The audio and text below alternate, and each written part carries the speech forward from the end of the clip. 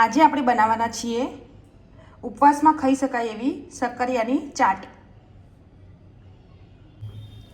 મેં અહીંયા ઢોકળિયામાં આપણે શક્કરિયાને સ્ટીમ કરી લઈશું।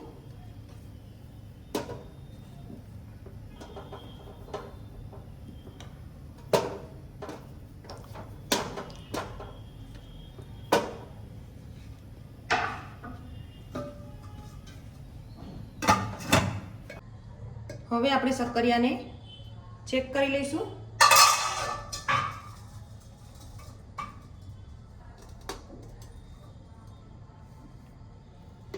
પરફેક્ટ રીતે આપણા બફાઈ ગયા છે।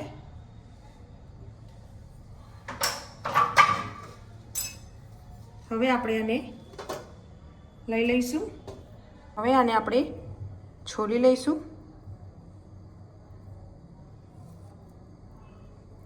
આપણે કટ કરી લઈશું।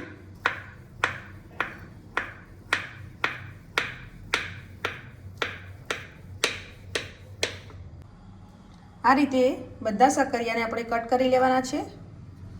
ત્યાર પછી આપણે એક બાઉલમાં બધા જ શક્કરિયાને લઈ લઈશું। ત્યાર પછી આપણે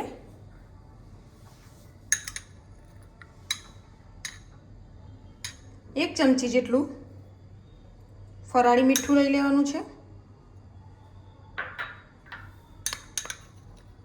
એક ચમચી જેટલું આમચૂર પાવડર,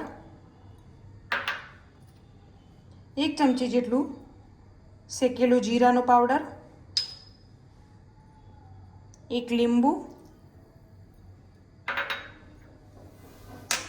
ત્યાર પછી થોડા ધાણા એડ કરી દઈશું। હવે આ બધાને આપણે મિક્સ કરી લઈશું।